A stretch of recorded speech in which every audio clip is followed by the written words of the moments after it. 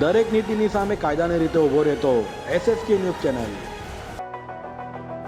સૂર્યપુત્રી તાપી માતાના જન્મદિને ઓવારાઓ પર સફાઈ સહિતની કામગીરી કરાઈ હતી, ત્યારે સામાજિક આગેવાન દ્વારા સફાઈ અભિયાન સાથે તાપીના તમામ ઓવારા પર સિક્યુરિટી ગાર્ડ મૂકવા માંગ કરાઈ છે, કારણ કે ઓવારાઓ પર ગેરકાયદે પ્રવૃત્તિ થતી હોવાનું જણાવ્યું હતું।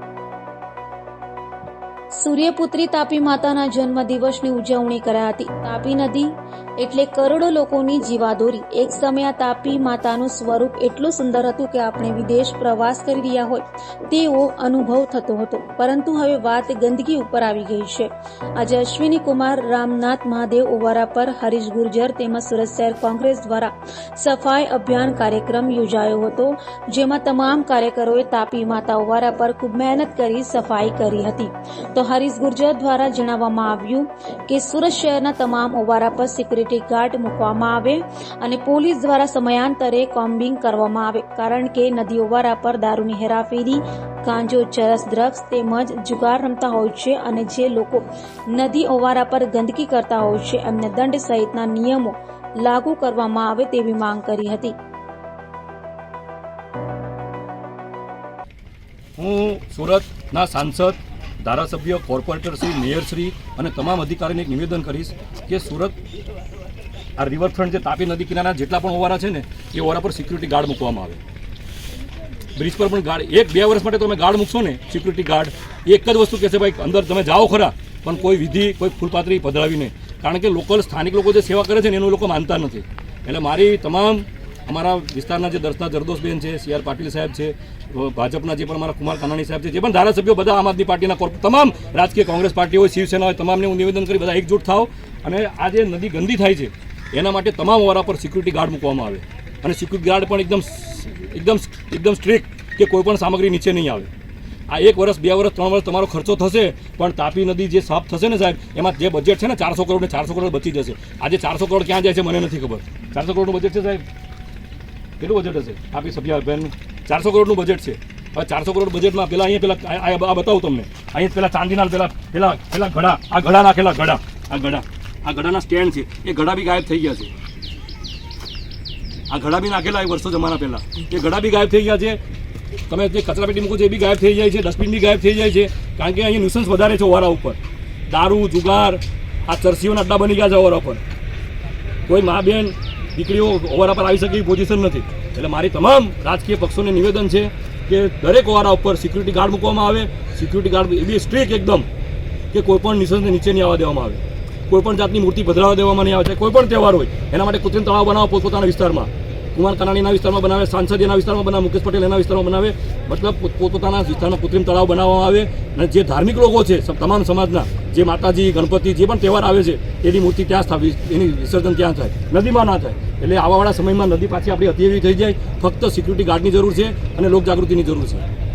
ધન્યવાદ। જય પ્રતિક સેના ગુજરાત પ્રદેશ અધ્યક્ષ અને સામાજિક કાર્યકર્તા અશ્વિની કુમાર। આજે અમારા સુરત શહેરની કોંગ્રેસની ટીમ વતી એ સફાઈ અભિયાનનો કાર્યક્રમ રાખવા આપ્યો છું, અમને બહુ બધું અભિનંદન આપું છું, કારણ કે છેલ્લા ઘણા સમયથી, વર્ષોથી મેં આવેદનપત્ર આપ્યા છે, લેટર પેડ આપ્યા છે કે દરેક ઓવારા પર સિક્યુરિટી ગાર્ડ હોવા જોઈએ અને રોજે રોજ પોલીસ સ્ટેશનનું પમ્પિંગ હોવું જોઈએ, કારણ કે જે ન્યુસન્સ થાય છે ને એ મોટાભાગે ઓવારા પર થાય છે। સામે પારથી દારૂ લાવવું હોય, ગાંજાનું, ડ્રગ્સનું, જુગાર, બધું મોટાભાગે ઓવારા પર થતા હોય છે।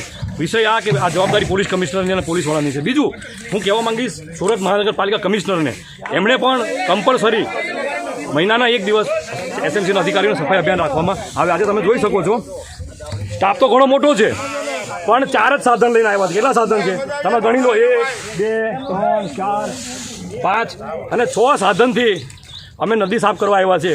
વિચાર કરો, સુરતની આ પરિસ્થિતિ છે, 62,000 કરોડનું બજેટ અને નદી સફાઈનું 400 થી 600 કરોડનું બજેટ, એમાં અમારી પાસે 6 સાધન છે, એમાં નથી પાવડો, નથી તગારું। એટલે મૂળ કોઈનામાં લાગણી નથી, કોઈનામાં ભાવના નથી।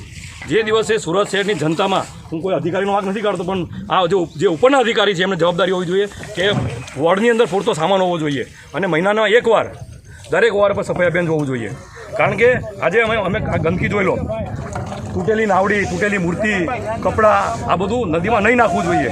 હું સુરતની જનતાને નિવેદન કરીશ કે એમાં આપણી પણ જવાબદારી છે કે તમે કોઈ પ્રસંગ કરો, કોઈ તમારા મરણ મોત હોય, જન્મ હોય, આવું ઉજવો તો કમસે કમ કચરું નદીમાં નહીં નાખે। જય હિન્દ, વંદે માતરમ।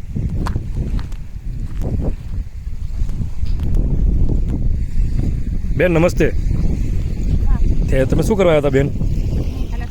પિતૃના ચોખા કરવા આવ્યા. તમે ચોખા નાખી દીધા? હા, માછલી. આ તમે થેલીનું શું કર્યું પછી? થેલી તમે ધોઈ નાખી. કેમ તમે થેલી કેમ ધોઈ નાખી? ચોખ્ખી રહી. તો તમે નદીને ચોખ્ખી રાખતા હોય, તમે થેલી માટે આટલા જાગૃત છો તો બેન આ ગાયને નાખી દીધું હોતે તો તમે થેલીમાં આટલા જાગૃત છો. અરે ને હોય તો અરે કોઈ નહીં, કોણે કીધું ગાય? તમે ક્યાંથી આવો? અરે આટલી મોટી ગૌશાળા છે ઇસ્કોન મંદિરમાં, રામમટીમાં. અરે એવું કંઈ નહીં. તો બીજા આ તમે થેલીમાં આટલા જાગૃત છો કે તમે થેલી. અરે વાત બરાબર. આ તો એક હું તમારું અપમાન નથી કરતો, પણ તમે એટલા સમજદાર. કઈ પિતૃ કઈ આ બધું હું કોઈ પિતૃ કાંઈ નથી. તમે ગંદકી કરો એ પાપમાં પડો, હું તે માનું. મારી મતમાં એવું છે, તમે આ કરો ને એ પાપમાં પડો. હા, આ બધા બેઠા છે. કેટલીક આ ગંદકી જો, તમે ગંદકી જો છે ગંદકી. હા, પણ તમે આ થેલી લઈ લો, બરાબર? હાથે થોડું કચરું બી લેતા આ બધું ઉચકીને લઈ લો, એટલે થોડું પૂન મળે તમને. લઈ લો તો બી લઈ લો. હું તમારો વિડીયો જાય, લોકો એમ કે નહીં તમે સફાઈ કરી, આ બી લઈ લો. એ બધું હવે ફેંકતા નહીં, તો બધું કચરાપેટીમાં જવા દેજો બધી વસ્તુ. બસ એ બી લઈ લો. બસ આટલું પૂન મળશે તમને. તમે સફાઈ કરીને આ સફાઈ કરીને પૂન મળશે. થેન્ક યુ બેન. બસ બહુ થઈ ગયું એટલું, વાંધો નહીં. બસ આ તમે આટલી જે સાફ કર્યું ને, હવે ઓલું લાકડાનું પીગળે કોઈ દિવસ. હવે આ થેલી, આ પ્લાસ્ટિક, આ માતાજીની મૂર્તિ, મેં કમસે કમ 150 મૂર્તિ લીધી. કેટલી મૂર્તિ લીધી અહીંથી? 150 ફોટા ઉચકાતા, બીજા ફેંકવા આવી ગયા. નહીં તો બી બેન જો તમે તો હા. અરે આપણે કચરાપેટી ફેંકી દો પિતૃના નામથી. કોઈ ગમે ત્યાં કોઈને મૂકી દેવાનું એવું? હા, કોઈ હું કહું ને આ ઉલટી કારણે તમે આપણી શું કહેવાય માં કહેવાય ને. તમે પોતે કહો માં છે, મામાં ગંદકી કરાય? અરે માછલી ક્યાંથી રહી આમાં? આ ગંદકીમાં માછલી રહી આમાં? આમાં માછલી રહી? દરેક નીતિની સામે કાયદાની રીતે ઊભો રહેતો SSK ન્યૂઝ ચેનલ.